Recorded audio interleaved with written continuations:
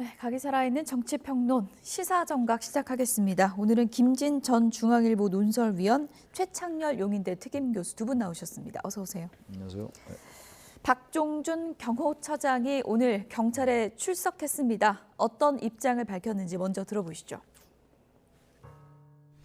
저는 어떠한 경우에도 물리적인 충돌이나 유혈 사태가 일어나서는 안 된다는 생각으로 이러한 사태를 방지하기 위해서 그동안 최상목 대행에게 여러 차례 전화를 드려서 정부 기관 간의 중재를 건의드렸고 또 대통령 변호인단에게도 제3의 대안을 요청한 바가 있습니다.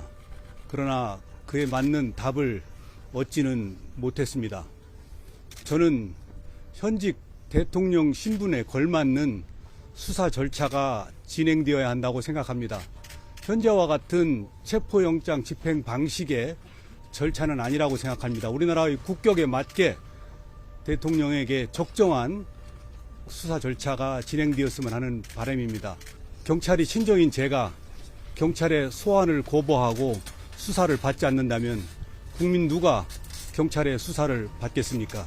오늘 경찰에서는 뭐 체포 이런 것도 고려하고 있었다고 하는데 출석을 결심하시게 된 그거는 상관없습니다. 처음부터 경찰 소환에 응해서 제가 조사에 응하려고 생각을 했었고 소환장이 그 사건 바로 다음 날 1차가 있었고 그 다음 2차가 3일 있었는데 제가 변호인을 준비할 그런 시간적인 여유가 없었습니다.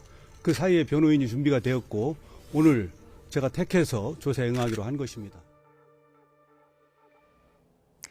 내가 조사 안 받으면 국민 누가 경찰 조사 받겠냐. 박종준 경호처장이 오늘 경찰에 출석해서 이런 얘기를 했습니다. 3차 출석에 나오긴 했지만 1차 때부터 소환에 응할 계획이었다. 이런 입장을 밝혔네요. 또 소환에 응하지 않으면 예. 또 체포영장이 발부될 거예요. 경호처장에게. 예. 그리고 윤석열 대통령도 체포영장을 지금 거부해서 이렇게 대치하고 있는 상황인데 경호처장조차도 체포영장이 발부된다면 경호처장이 명분이 없어질 겁니다. 대통령을 지키는 게 경호처의 존재 가치다 이런 얘기를 했었잖아요. 지난번에 경호처장이 예. 입장문에서 그런 말을 했는데 아마 그래서 여러 가지 여론을 생각해서 이제 출석을 한 것 같아요. 저는 이제 그 얘기를 보니까 경호처장의 직분에 맞지 않는 얘기 같아요. 뭐 이런 얘기 할 수 있다 하더라도 말이죠. 예. 물리적 충돌과 유혈 사태가 일어나서는 안 된다는 생각이라면 체포영장 집행에 응해야죠. 그러면 아무 문제가 없는 겁니다. 체포영장은 여당이 여권에서 그리고 국민의힘 그리고 대통령 측에서 여러 가지 문제를 제기하고 있습니다만 어쨌든 적법하다고 헌재에서 결정이 내려진 겁니다. 왜냐 이의 신청 자체가 기각이 됐기 때문에. 근데 지금 경호처장이 나와서 물리적 충돌 유혈 사태가 일어서는 안 된다? 그건 체포영장 집행에 응하면 되는 거죠. 앞뒤가 맞지 않는 얘기고 또 하나가 제3에 대한 요청한 바 있고 이런 얘기는 경호처장이 할 얘기는 아닌 것 같아요. 그래서 경호처장의 직분에 충실하면 되는 것이고 자신의 그 소신이 있다는 거 아닙니까? 존재 가치가 경호처다. 대통령 존재 경호가 말이죠. 근데 이런 얘기도 대단히 정치적인 얘기들이에요. 저는 상당히 썩 그렇게 적절치는 않아 보이긴 합니다. 예. 어쨌든 지금 2차 체포영장 집행 언제 할지 모르지만 그 시점을 앞두고 물리적 충돌이나 유혈 사태가 벌어지면 안 된다라고 한다는 거는 이번에 집행이 들어와도 우리는 지난번처럼 대통령을 지킬 것이다. 뭐 이런 입장을 다시 한번 밝혔다고 해석할 수 있을까요? 저는 그 반대로 봅니다. 예. 대통령과 경호처에서 2차 영장 집행을 하면 그것을 수용을 하는 방법으로 방침을 정한 것 같아요. 기류가 바뀌었다고 보십니까? 네, 기류가 바뀌었다고 예. 봅니다. 어떤 대목에서 그런 걸 자, 우선 느끼셨어요? 경호처장이 지난번에 1차 집행에 저항을 하고 발표했던 담화는 입장 발표는 대통령의 절대 안전을 지키는 것이 경호처의 목적이다. 예. 절대 안전이라는 표현을 썼었고 영장의 불법 논란을 집중적으로 거론을 했어요. 공수처에게 수사권이 있느냐 이런 부분. 그러니까 상당히 적극적으로 공수처와 법원을 공격했었습니다. 근데 오늘 입장을 보면 그런 것들이 전부 다 쑥 들어갔어요. 들어갔고 물리적 충돌은 어떤 경우에도 있어서는 안 된다는 생각이라고 한다는 것은 예. 2차 집행이 있을 때 경호처가 물리적으로 저항하지 않겠다라는 뜻을 밝혔다고 봅니다. 그리고 저는 일종의 약속 대련 같은 느낌을 받아요. 어느 쪽하고요? 이 경찰 쪽하고. 예. 경찰이 오늘 광역수사단장 다 소집을 하고 빠르면 내일 늦어도 모레까지는 2차 집행을 할 것 같아요. 그런 상황에서 경호처가 방침을 바꿔서 예. 다소 시간을 끄는 모습을 보일지는 모르지만 저는 물리적 저항 별로 없이 수용하기로 방침을 정한 것 같고 좀 더 나아가 보자면 윤석열 대통령이 스스로 담화를 발표하면서 체포영장에 응할 가능성도 있다고 봅니다. 예. 박종준 경호처장의 태도가 완전히 바뀌었어요. 180도. 그 일종의 약속 대련이라고 얘기하는 것은 예. 자, 내가 3차 소환에 응하는 형태로 경찰 너희들 품 안에 들어갈 테니 예. 너희들이 나를 긴급 체포하거나 아니면 경찰의 조사를 받는 시간에 2차 집행을 하고 그러면 경호처장이 내가 여기에 빠져나와 있으니까 예. 경호차장이나 경호처 간부들이 경호원들을 지휘를 해서 물리적인 저항을 모양새를 못 보인다. 그렇게 안 된다. 내가 여기 경찰 품 안에 와 있다는 것은 물리적 저항을 안 한다는 뜻이니까 예? 그렇게 해서 나는 여기 있고 긴급 체포를 하든 안 하든 2차 집행을 하고 2차 집행에 경호처가 큰 물리적 저항을 안 하고 해서 2차 집행을 수행하는 예. 방법으로 저는 분위기가 바뀌었다고 봅니다. 그런데 그 분위기가 바뀌려면 가장 중요한 거는 윤석열 대통령 측의 마음이잖아요. 그럼 윤석열 대통령이 이번 영장 집행에는 응하기로 한 것으로 좀 결단을 했을 가능성이 있다 이렇게 보시는 거예요? 저는 그 방향으로 봅니다. 예. 네, 그 방향으로 보고 조금 후에 다루겠습니다만 예. 변호인단이 어저께 외신들 상대로 이 마지막 최고의 뭐 내전 운운하면서 예. 자신들의 입장을 다 얘기를 했어요. 네, 대통령이 할 말 마지막까지 예. 내가 비상계엄을 선포한 의도가 이해됐으면 좋겠다라고 예. 하는 것은 아마도 체포영장에 응하는 액션 이전의 마지막 최종 의사표시를 한 것 같고 하여튼 결론적으로 말씀드리면 2차 집행은 저는 순조로울 걸로 봅니다. 물리적 충돌 대신엔 순조롭게 진행될 가능성이 있어 보인다라고 이제 하셨습니다. 박종준 경호처장 조금 전에 이제 경찰의 품으로 들어갔다 이렇게 표현을 해주셨는데 사실 박종준 경호처장이 경찰에 순순히 이제 가서 조사받고 있는데 바로 긴급 체포하면 신변 확보되는 거고 그렇죠. 영장 집행 훨씬 쉬워지는 거 아니냐 이런 지금 예측들이 있거든요. 그러니까 긴급 체포를 정말 생각했고 그리고 끝까지 2차 집행에서도 경호를 하고 맞서려 했다면 출석을 안 할 수 있죠. 그야말로 조금 결기를 더 미루거나. 그렇죠. 예. 뭐 미룰 수 있는 거니까 결기를 보일 텐데 제가 봐도 저는 사실 1차 집행 때부터 경호처가 그렇게 저항을 안 할 줄 알았어요. 왜냐하면 명분이 없기 때문에 그 무력이 좀 있다 하더라도 저는 순순히 응할 줄 알았는데 뭐 제 예상이 틀렸던 거죠. 근데 저도 2차 집행에서는 경호처가 생각보다 지금 언론이나 일반의 예상들은 뭐 상당한 무력 충돌의 시나리오를 여러 가지 얘기하고 있잖아요. 뭐 경찰 특공대가 뭐 투입될 거냐 안 될 거냐 뭐 그 가능성 거의 없는 걸로 보이고 이미 부인을 했고 말이죠. 그래서도 안 될 것 같고 경찰 특공대하고 헬기 뜨고 뭐 저 위에서 공수처럼 뭐 군인들이 그 병력이 내려오고 이런 거 상상이 안 가는 얘기입니다. 뭐 그건 이제 부인이 된 거니까 이게 상황을 보니까 제가 봐도 경호처장은 지금 일단 2차 집행에서는 뭐 소극적 뭐 무작이라든지 부작이라든지 이런 식이 됐든 간에 혹은 나는 빠져 있겠다. 빠져 있는 상황 예. 아마 그런 쪽으로 좀 약속 대련까지 모르겠지만 그럴 수 있을 것 같기도 해요. 예. 지금 상황에서 약속 대련을 할 정도로 그렇게 소통이 있는지 모르겠어요. 예. 제가 거기까지는 잘 모르겠고 아무튼 무엇이 됐건 간에 경호처가 2차 집행에서도 여러 가지 물은 여당에서 이 공수처가 수사권이 없다라든지 서부지법의 영장 발부에 대한 여러 가지 불신을 보내고 있다 하더라도 그건 한계가 있어요. 대한민국 헌법재판소가 그 헌법성을 인정했잖아요. 예. 그래서 그건 크게 문제가 안 될 것 같고 따라서 저는 경호처가 2차 집행에서는 상당히 소극적으로 하거나 하는 신용만 하거나 그럴 가능성이 있다고. 왜냐하면 명분이 너무 없어요. 한계가 있다고 보고 어제 그 석동현 변호사하고 윤곽근 변호사의 그 외신 기자간담회 그것도 말이 너무 적절치가 않죠. 비상계엄이 아직 달성이 안 될까 걱정이다. 아직도 실패하지 않았다고 생각하는 것 같고 말이죠. 아무튼 전반적인 걸로 볼 때 뭐 여론조사 얘기는 이따 나오겠습니다만 지금 아무튼 여론조사가 어떻다 하더라도 지금 경호처가 명분이 없어요. 그리고 더 이상 이제 이런 식으로 버티는 게 대통령은 버틸 수 있을 것 같아요. 근데 경호처가 이렇게 마음이 바뀌면 대통령도 방법이 없는 거죠. 경호처 좀 내부가 흔들리고 있다 이런 얘기도 좀 흔들릴 수 있었잖아요. 있을 그런 거예요. 것도 좀 영향이 있을까요? 저는 있다고 봅니다. 왜냐하면 뭐 굳이 뭐 MZ 세대 이런 걸 떠나서 경호처 요원들도 왜 생각이 없겠어요. 이게 지금 시일이 오래됐잖아요, 벌써. 게다가 특수근무 집행방해 이런 것들로 해서 만약에 체증이 되고 집행방해로 입건이 되거나 나중에 어떤 그 수사를 받게 된다면 본인들의 공무원의 장래로서도 큰 그 문제가 있죠. 근데 이게 예. 대단히 명예롭고 명분 있는 행동이라면 그런 것들을 감내할 만한 명분이 돼요. 그게 사람의 본래 모습이거든요. 예. 근데 그렇지 않은 경호원들도 있겠습니다만 대다수의 많은 경호원들이 과연 이렇게 버티는 게 자기 자신을 위해서나 또는 명분을 위해서나 과연 바람직할까라는 생각을 왜 안 하겠어요. 따라서 점점 그 내부에서 그런 이른바 결기 같은 게 저는 예. 사라지지 않을까, 대단히 약화되지 않을까라는 생각을 해서 저도 아까 말씀에 같이 동의하는 바입니다. 예. 어쨌든 박종준 경호처장, 뭐 윤석열 대통령의 뭐 방탄조끼다 이렇게도 불렸던 박종준 처장이 지금 경찰에 들어간 이 상황이 어떤 신호를 의미하는지 추후에 알 수 있을 것 같은데요. 윤석열 대통령 측에서도 2차 영장 집행을 앞두고 이런 입장을 밝힌 바 있죠. 얘기를 좀 들어보겠습니다.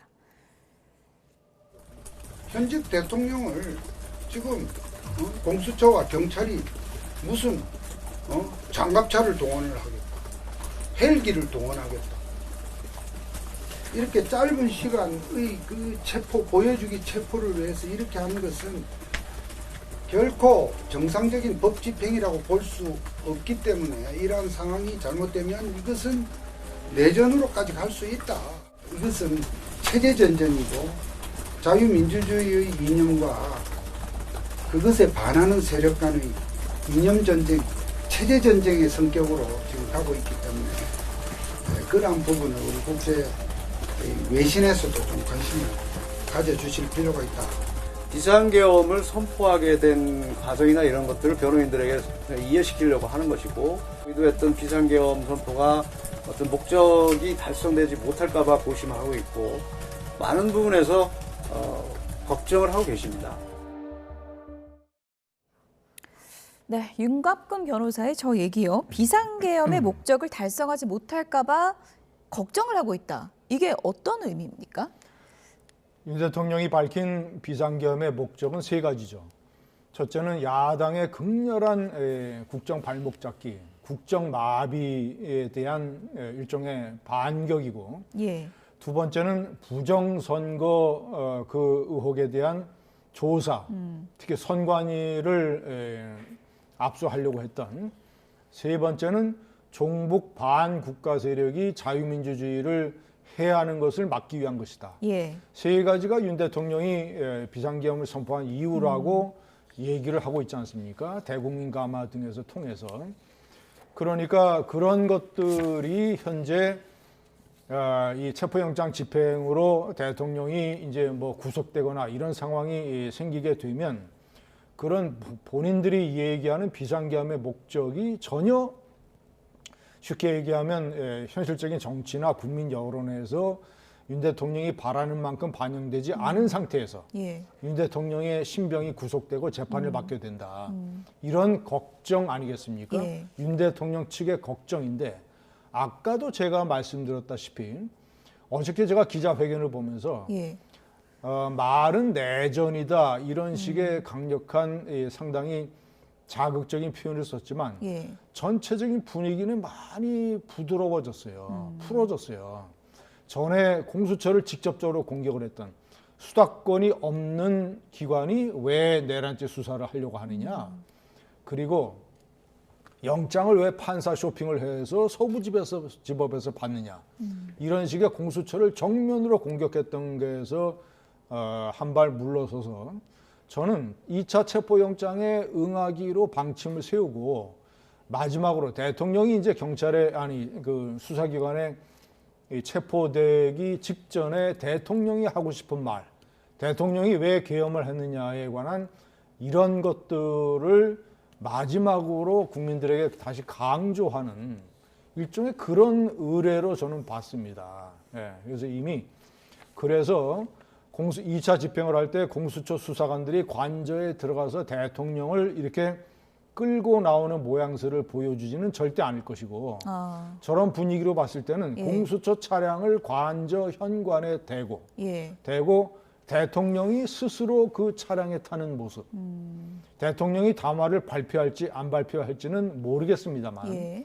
어쨌거나 대통령이 하든 변호인단이 하든 의견 표명은 있을 것 같고 최종적인 모습은 제가 예측건대는 대통령이 관저에서 걸어 나와서 앞에 대기시켜 놓은 공수처 차량에 스스로 걸어 들어가는 것. 수갑 채우고 이런 것은 하지 않을 그런 것이다. 것은 없을 것으로 봅니다. 예. 현직 대통령이기 때문에 예. 그래서 자발적으로 차량에 걸어 들어가는 모습 그렇게 되지 않을까 싶어요. 예. 권영세 국민의힘 비대위원장이 오늘 이런 얘기를 했습니다. 대통령에게 수갑을 채우는 것은 국격을 떨어뜨리는 일이다. 이렇게 이제 얘기를 하기도 했거든요. 만약에 2차 체포영장 집행이 이루어진다면 그 모습, 윤석열 대통령이 어떤 모습으로 뭐 수사에 응할 것인가, 집행에 응할 것인가 이게 굉장히 관심사인데 지금 김진 의원님 말씀하신 것처럼 뭐 수갑을 채우고 나오고 이런 거는 연출되지 않을 거라고 보십니까? 어떻습니까? 이제 그렇게 되지 않겠죠. 물리적 그러진 않을 거라고 충돌이 보세요? 일어나고 예. 그야말로 이제 최악의 시나리오가 상정하는 그런 그림이 만약에 나타난다, 연출이 된다면 그럴 예. 수도 있겠죠. 예. 근데 그렇지는 않을 것 같아요. 제가 봐도. 왜냐하면 같은 얘기입니다만 저도 경호처라는 것도 다 생각이 있는 곳이에요. 지금 경호처 대 공수처의 어떤 1대1 대결 구도로 자꾸 얘기를 하는데 그 프레임은 맞지 않는 프레임이에요. 이쪽은 어쨌든 적법한 국가의 공권력 행사하는 것이고 예. 이쪽은 적법한 국가 공권력은 국가 공권력인데 경호처 대통령 등의 경호에 관한 법률에 따른 대통령의 경호가 아니에요. 경호라 하면 생명과 재산을 보호하기 예. 위하여 신체에 가해진 위해를 제거하는 거예요. 지금 그런 상황이 아니기 때문에 아무리 경호처장이 얘기를 그렇게 했잖아요. 존재 가치가 예. 대통령 지키는 거라고 얘기해도 그게 경호법에 맞는 경호가 아니라고요. 지금 이런 건 경호할 수 있어요. 예를 들어서 그 체포하기 위해서 대통령에게 위해를 가한다. 그건 경호할 수 있는 거예요. 당연히 할 수 있어요. 경호법에 따라서 지금 그게 예. 아니기 때문에 경호처가 한계가 있다고 보는 거죠. 전 수갑을 채운다 이런 건 상상이 어려워요. 그렇지 않을 것 같아요. 만약에 물리적 충돌이 일어나고 극단적인 상황으로 가면 수갑 채울 수 있죠. 예. 근데 그렇지 않는다면 수갑 채울 이유가 없죠. 공수처에서 그 정도 예우를 할 예우는 것이다. 하죠. 지금도 예. 그 이제 1차 집행할 때도 그 한 얘기가 있잖아요. 예의를 갖추겠다. 그래서 일출 전이나 예. 일몰 후에는 들어가지 않겠다라는 예. 그렇게 해서 됐던 얘기였잖아요. 근데 2차 집행 때는 그렇진 않아요. 지금 뭐 기습할 수 있다 이런 말도 나오긴 나옵니다만 어쨌든 양측이 이런 그래서 아직은 그 정도까지 물밀 접촉이 있다고 보지는 않는데 그리고 대통령 측에서 우리 김진 위원장은 조금 그 부분 좀 다르긴 한데 예. 윤곽근 변호사와 속동 변호사가 그런 마음을 가지고 어제 기자회견을 했다. 거기엔 썩 그렇게 일가 있을 수는 있는데 썩 그렇게 100% 동의하지는 않습니다만 그건 중요한 게 아니고 예. 아무튼간에 지금 이게 한계가 있다고 그냥 전 계속 얘기하는 거예요. 지금 예. 이렇게 양측이 대치하고 있고 국민의힘의 지지가 좀 올라가고 이렇다 하더라도 말이죠. 뚜렷해요 한계가. 왜냐하면 그 비상계엄이라는 11월 3일 그 행동은 우리 국민이 그 날 것을 다 봤어요. 낱낱이. 예. 그래서 저는 한계가 뚜렷해서 그런 일환을 볼 때 수갑을 채우거나 이런 일은 발생하지 않을 것 어쨌든 같다는 뭐 최 생각이 들어요. 교수님도 지금 뭐 오늘 상황을 이렇게 돌아가는 걸 봤을 때는 막 크레인 동원되고 이렇게까지 가는 사태는 일어나지 않을 것 것이다라고 같다. 봅니다. 저는. 그렇게 보시는 개인적으로 거군요. 그렇게 생각합니다. 예. 윤석열 대통령 측 입장을 보면은 여러 가지 이제 키워드가 있는데 이념 전쟁, 체제 전쟁 이런 표현을 썼거든요. 그건 어떤 의도라고 보세요? 그것이 이제 윤 대통령과 윤 대통령을 지키자라고 하는 탄핵 반대 집회, 그리고 이제 강경 보수 세력의 가장 기초적인 논리입니다. 그렇군요. 윤 대통령이 이제 그 사람들의 논리는 윤 대통령이 완전히 잘못하지 않은 게 아니다. 나름대로 잘못은 했다. 그러나 현 상태에서 윤 대통령을 지키지 않으면 이재명 대표가 집권하는 길을 깔아주는 것이다. 그런데 우리로서는 그것을 공포스럽게 볼 수밖에 없는 이유가 이재명 대표가 성남시장이나 경기도지사 시절에 가까이 데리고 있던 측근들 중에서 반미 극렬 운동권 출신들이 다수가 있다. 그것은 구체적으로 언론에 여러 차례 보도가 됐었어요.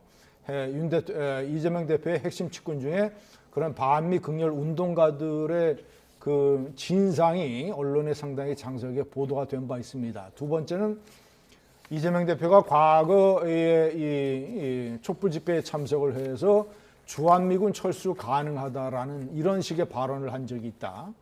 그리고 이화영 부지사와 쌍방울을 통해서 북한과 자신의 방북이라든가 이런 사업을 불법적으로 거래한 그런 혐의가 있다.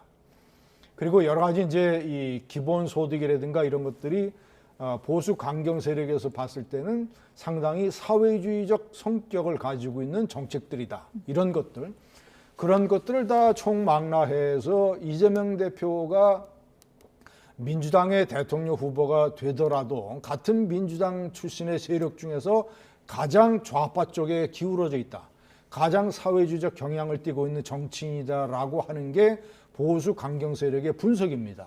그러니까 그들의 논리 구조는 나름대로 그런 식으로 서 있는 것이죠. 예. 대통령이 무너지면 이재명 대통령이 탄생한다. 예. 그러니까 이것은 하나의 윤 대통령을 지키기 위한 것은 자유민주주의냐 아니면 이재명 대표식의 사회주의자라고 하는 이념 전쟁이다. 이런 논리 구조를 가지고 있는 거죠. 네, 대통령 측과 뭐 김용현 전 장관 측이 이런 뭐 프레임을 공유하는지는 모르겠습니다만 김용현 전 장관 변호인단도 이제 뭐 기자간담회를 열었고 김용현 전 장관은 옥중 편지를 공개하기도 했는데 여기에도 뭐 이념 대립 이런 의미의 얘기들이 등장하거든요. 그래픽을 좀 보여주시면 좋을 것 같습니다.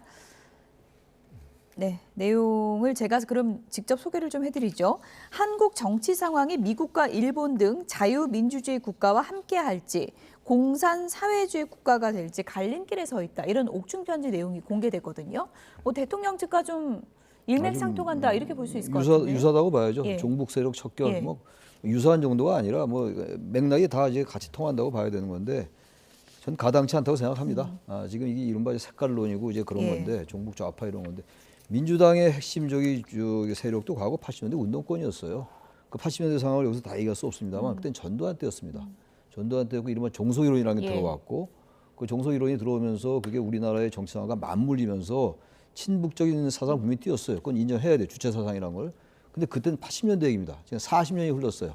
지금 이제 와서 그게 우리나라가 지금 이재명 대표가 집권하면은 정치 상황이 미국과 일본 등 자유민주주의가 안 된다? 이거야말로 색깔론이 너무나 위험한 생각이고, 그러니까 이분들이 이 사람들이 이런 생각에 정말 사로잡혀 있는 것 같기도 해요.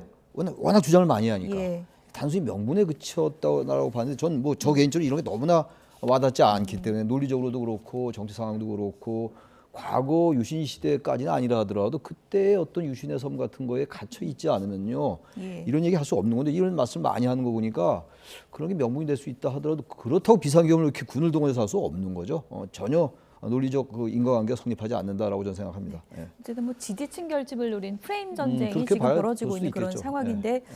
어제 국회 본회의 대정부 질문에서도 한바탕 소란이 있었습니다. 어떤 얘기들이 나왔는지 잠시 들어보시죠.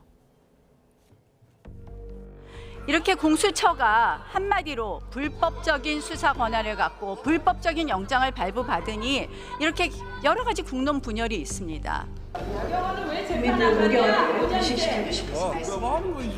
들어갔어요.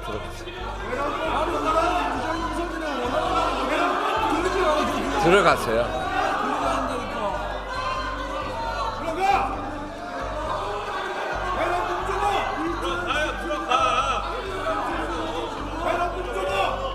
자, 저 조용히 하시고 질문 답변 들읍시다. 요새 민주당 의원님들의 발언을 보면 자리에 앉으세요. 자, 자리에 앉으세요. 국헌을 문란시킬 목적이 있다 하더라도 행위가 있어야 될 거 아닙니까? 그러니까 행위 중에 살인이라든가 또는 폭력이라든가 또한 직권남용이라든가.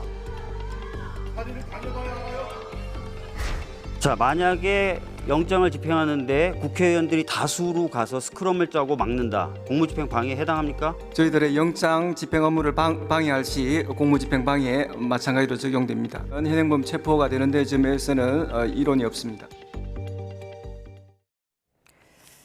네, 뭐 국민의힘 의원들의 목소리가 요즘 좀 커지고 있는 것 같습니다. 계엄이 뭐 잘못된 건 맞는데 영장 집행 과정이나 방식은 문제 아니냐 이런 지적들을 계속 하고 있는 것 같아요. 공수처가 내란죄에 관한 수사권이 있느냐의 문제를 계속 제기를 하는 것이죠. 예. 그런데 지금 현재 이 보수 세력, 윤 대통령과 국민의힘에서도 상당히 조금 이 난감한 측면이 있기는 사실이에요. 왜냐하면 예. 자 1차 검찰도 공수처하고 똑같습니다. 내란죄에 대한 직접 수사권이 없기는 마찬가지예요. 그렇죠. 그런데 검찰이 직권남용 수사를 하면서 관련 범죄로 내란죄를 수사할 수 있다라는 것을 법원이 영장으로 인정을 해줬어요. 김영원 전 국방장관이나 핵심 사령관들이 전부 다 검찰의 구속영장 청구로 구속이 됐습니다. 그렇죠. 그러면 논리를 연장시켜 보면 윤 대통령이 자기에게 체포영장 문제가 오기 전에 왜 나의 핵심 부하들, 사령관들을 왜 내란죄 수사권이 없는 검찰이 구속을 하느냐라는 문제 제기를 했어야 돼요. 그래야 논리가 선다. 논리가 서죠. 예. 그런데 거기에 대해서는 침묵을 하고 나한테 문제가 오니까 아 내란죄 수사권이 없다라고 한 것이 첫 번째 난감한 대목이고 두 번째는 나경원 의원 같은 주장을 계속 입증을 하려면 공수처가 하는 기소라든가 구속영장 청구 일체의 수사 행위에 대해서 다 반대하고 저항을 해야 됩니다. 그런데 막판에 윤 대통령이 체포영장은 안 받겠다. 그런데 기소를 해라. 그리고 구속영장 청구를 해라. 그것은 수용을 하겠다라고 입장을 바꿨잖아요. 예. 그러면 공수처가 내란죄 수사권이 없다라고 하는 논리의 전선이 거기서 무너져 버린 거예요. 그러니까 나경원은 계속 그 논리를 주장을 하는데 그런 면에서 국민의힘의 전체 의원들이 상당히 난감한 부분이 있을 것이다. 처음부터 끝까지 그러면 공수처하고 검찰을 거부하든가 예. 검찰에 대해서는 침묵하고 공수처에 대해서는 입장을 바꾸고 해서 이런 것도 이제 제가 봤을 때는 다 체포영장이 집행이 돼버리면 좀 정리가 될 것 같아요. 논리가 굉장히 궁색할 수 있다. 지금 국민의힘 의원들이 이런 얘기를 해주셨는데 최근에 여론의 추이를 보면서 국민의힘 의원들이 어떤 전략을 짜는 게 맞는지 난감할 수 있다. 이런 분석들이 나옵니다. 오늘 갤럽 여론조사도 나왔거든요. 보여주시죠. 국민의힘과 더불어민주당 지지율을 보시죠. 34, 국민의힘, 더불어민주당은 36, 2%포인트니까 거의 오차범위 내거든요. 네, 뭐 차이가 의미가 없죠. 국민의힘 당 지지율이 계엄 선포 이전으로 돌아갔다 그래요? 이걸 국민의힘 의원들이 어떻게 읽어야 될까요? 이걸 지금 그야말로 오독하면 안 되는데. 오독하면 안 된다. 무슨 예. 말씀이냐면 하여튼 지금 보수 지지층들 사이에서는 어쨌든 이재명 대표가 대통령이 되면 안 된다는 정서는 대단히 강한 것 같아요. 윤 대통령이 비상계엄이 잘못됐지만 아무튼 간에 이재명 대표는 막아야 된다.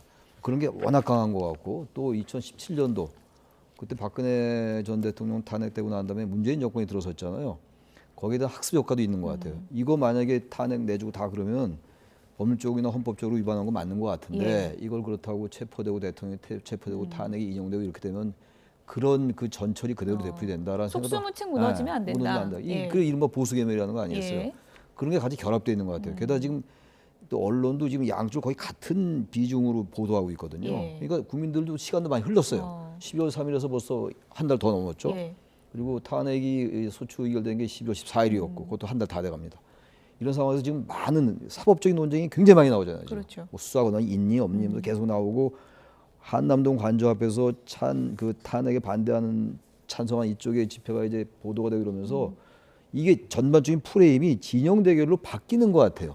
그러니까 과거가 아니라 항상 일상적인 한국 정치 문법, 예. 진영 대결, 예. 양극단적인 진영 대결에다 극단적인 대립, 분열, 갈등 이걸로 치환되면서 대통령의 그 위법적이고 위헌적인 행동 그리고 내란죄의 혐의죠. 아직 내란죄 확정은 안 된 겁니다만 여기에 대한 그런 문제의식은 좀 많이 사라지고 계속 국민의힘이 저런 논리를 지금 전파하고 있는 거 아니에요? 그리고 뭐 이게 좌파이기도 하고 그러다 보니까 이게 그러네 이거 이재명 대표 되면 안 되고 또 보수 개멸되고 뭐 대통령이 그야말로 비상계엄 그거 하려고 한 거 아닌 거 아니야? 이런 식의 생각이 반영된 것 같은데 일종의 결집이죠. 게다가 보수층의 그런 위기의식 때문에 많이 이제 과대 표집된 것도 있고 그런데 문제는 탄핵에 찬성하는 그 여론을 또 봐야 돼요. 국민의힘이 여기에 고무돼 가지고 과도하게 한남동 가져가서 지금 저 집회를 막고 이러는 그 거 아니에요? 여론조사도 보여주시죠. 예, 탄핵 그것도 같이 찬반에 보면서 대한 얘기해야 돼. 갤럽 여론조사 그거 준비되어 있는데 그 절대 여론조사도 보여주시죠. 이런 여론조사 국민의힘의 지지율 이건 일종의 그 반사이익 같은 오히려 반사이익. 더불어민주당이 반사이익인데 이게 많이 없어지고 있어요. 게다가 민주당이 지금 너무 조급하게 구는 면도 있어 보이기도 해요. 지금 보니 왜냐하면 또 이재명 대표의 그 사법 리스크를 의식 안 할 수가 없을 겁니다. 아마 민주당은 그렇게 여러 가지 같이 작동되면서 저런 현상이 나타나는 건데 절대로 저 부분을 오독하면 안 된다. 저는 그렇게 생각합니다. 예. 보시는 것처럼 뭐 찬성, 반대, 탄핵에 찬성한다는 응답이 훨씬 높습니다. 지금 2배 정도입니다. 64%.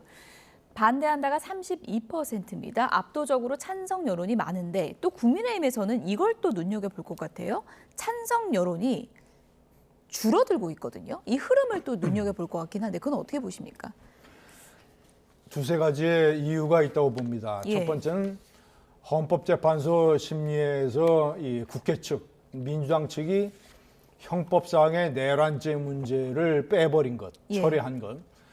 그렇다면 탄핵소추 의결 자체가 상당히 부실하고 졸속으로 진행된 것 아니냐. 어떻게 사실상 재판 과정 중에 그렇게 공소장을 50%를 바꿀 수 있느냐. 이런 식의 비판.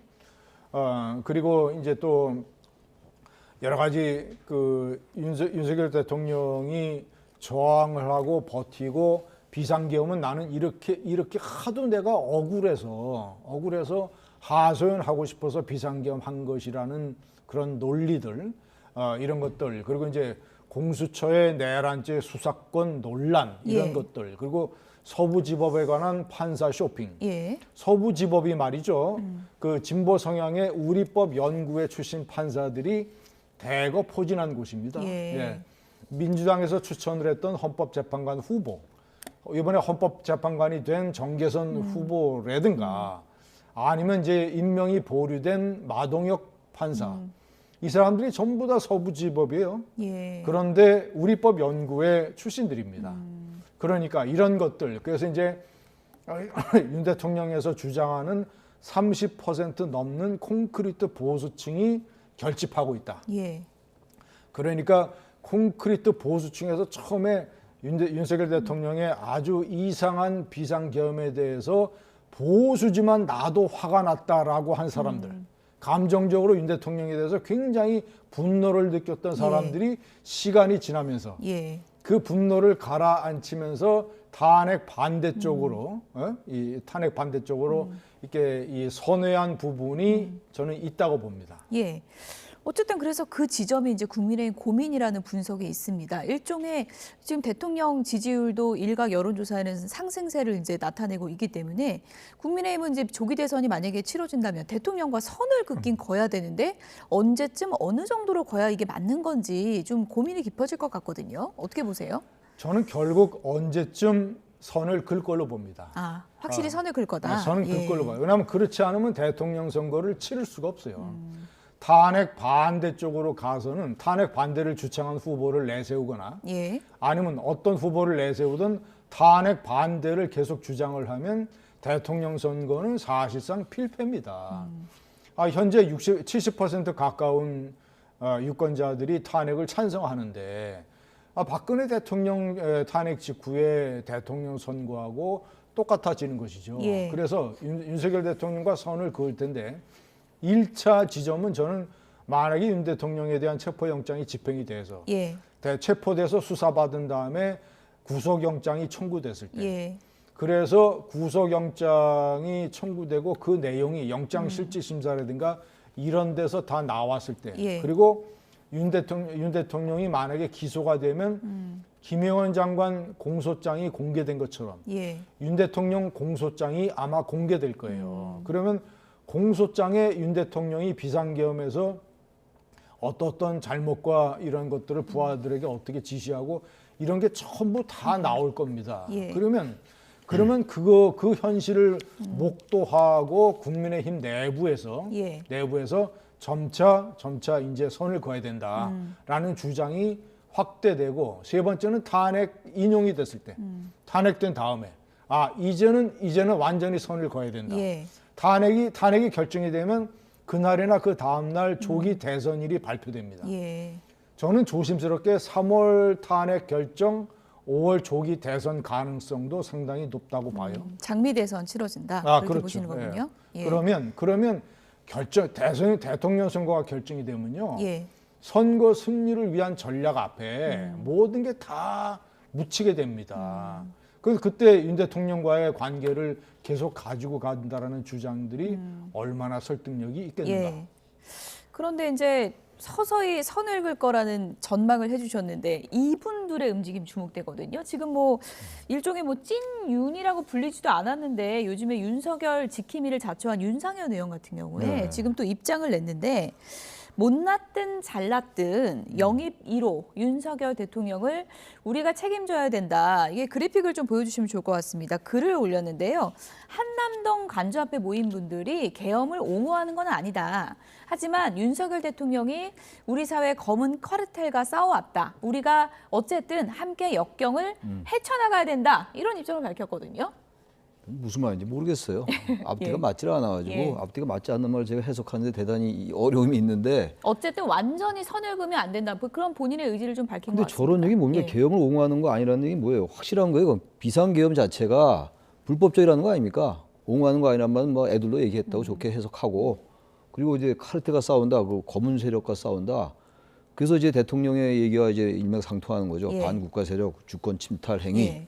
예, 준동에 나라가 위험하다. 맞서 싸우겠다. 그 얘기잖아요, 지금. 예. 게다가 좌파 얘기 그리고 자유민주 체제 이념 대 이념의 이제 이 대결구도 치환하려 하는 것.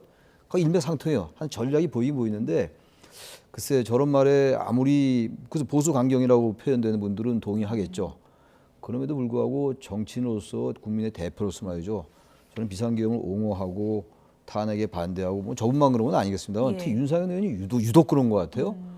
최근에 어떤 사진 보니까 뭐 특정 여기 개인 의원을 좀 거론해서 안 되겠습니다만 말이 나왔으니까 얘기인데 예. 그 전광훈 목사 앞에서 90도 절하는 사진도 제가 봤어요. 뭘 어쩌자는 건지 모르겠어요. 예. 도대체가 그건 무슨 뭐 보수는 그런 게 보수가 저는 아니라고 생각해요. 예. 근데 그게 보수 우파의 집결입니까? 또 아스팔트 우파? 그런 말은 또 뭡니까? 아스팔트 우파는 또 뭐예요? 또 언론이 만들어내는 말 같긴 한데 아스팔트 우파 그러면 정광훈 목사 생각나고 예. 정광훈 목사가 마치 요즘 보수를 이끈 보수 세력은 그런 게 아니잖아요. 법치를 수호하고 전통과 관습을 중시하고 국가 안보를 누구보다도 앞세우고 이게 보수 아니에요? 예. 지금 그런 겁니까? 지금 그런 거 아니잖아요. 그래서 저렇게 참 보수를 그야말로 매도하는 거라고 좀 봐요. 저런 태도는 제가 봐선 적절치 않아 보인다. 예. 네, 윤상현 의원도 그렇고 원희룡 전 장관도 이제 관저 앞을 지키겠다고 하거든요. 이런 분들은 정치적 속셈이 어떤 걸까요? 뭐 대선을 바라보는 겁니까? 뭡니까?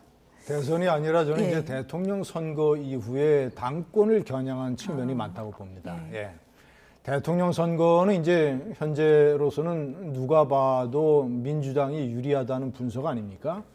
자, 그런데 대통령 선거는 한동훈 전 대표를 뽑든 오세훈 시장을 뽑든 탄핵에 찬성한 후보를 뽑아서 어쨌거나 이재명 후보와 한판 붙는 그런 전략을 구사할 가능성이 높고 근데 대통령 선거에서 만약에 패하게 되면 저는 한 가지 추가하면 한동훈 전 대표도 이번에 출마할 가능성이 높다고 보는데 그것은 이번 대통령 선거도 있지만 예. 그것보다는 5년 후에 다음 대통령 선거를 노리고 본인의 정치 역량을 키우기 위해서 출마할 가능성이 높다고 봅니다.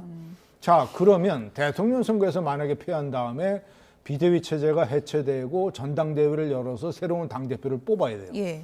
그러면 그때는 당원들이 굉장히 좌절감에 예. 사로잡혀 있고 이런 심리적 구조에서 탄핵 반대, 의리, 충성 이런 거를 내세워서 당원들의 감선을 건드리면 TK 중심으로 해서 책임 당원들의 표를 많이 얻으면 당대표가 될 가능성도 높다. 그런 계산을 저는 특히 윤상현 의원 같은 경우는 저는 하고 있는 것 아니냐라는 생각을 원희룡 의원도 아마 뭐 가능성이 있고 마음이 전당대회에 있을 수 있다. 저는 그렇게 예. 봅니다. 예. 예. 근데 만약 그렇게 되면 예. 그 박근혜 전 대통령 탄핵도 나다음에 연달아 졌잖아요. 그 길을 또 가겠다는 거예요. 그런 사람들이 그 당심을 그렇게 이제 당규를 이용해서 당원을 이용해서 당심 대 민심 50대 50 이러니까 그걸 이용해서 만약 그렇게 한다면 말이죠. 예. 보수가 그야말로 괴멸하는 겁니다. 좀 그런 생각 제발 안 했으면 좋겠어요. 국민의힘 김민전 의원도 어떤 속셈인지 이른바 백골단으로 불리면서 윤 대통령 관저 사수 집회를 벌이는 반공청년단을 국회 기자회견을 주선해서도 논란이 됐는데요. 그 모습 잠시 보시죠. 반공청년단의 기자회견을 소개해 드리려고 합니다. 한남동에서 시위를 하고 있는지 그들의 목소리를 여러분께 전해 드리려고 합니다. 일부 언론에서는 저희를 백골단으로 소개하기도 했습니다.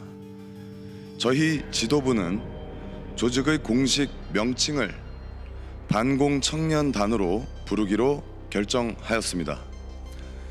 백골단은 반공청년단의 예하 조직으로 운영될 것임을 알려드립니다. 김민전 의원에 대해서는 강력한 제재 조치를 취하기 위해서 저희가 오늘 제명안을 발의하는 것도 지금 검토하고 있습니다. 별도의 마치 그냥 청년들인 것처럼 했지만 그게 아니라 여전히 이 내란에 동조하는 비공식 라인들을 가동하려고 했던 시도가 아닐까라고 해서 매우 심각한 문제라고 보고 있습니다. 네, 단순히 뭐 관전을 지키겠다는 2030이 아니라 이 백골단이라는 이제 명칭 자체가 상당히 논란이 됐는데요. 어떻게 보셨습니까? 백골단은 1980년대, 90년대 이럴 때에 일종의 이제 그 반정권 시위대, 학생 시위대를 진압하는 데 동원됐던 그런 사복 경찰들. 그런데 하얀 헬멧을 씌웠던 거 아닙니까? 예.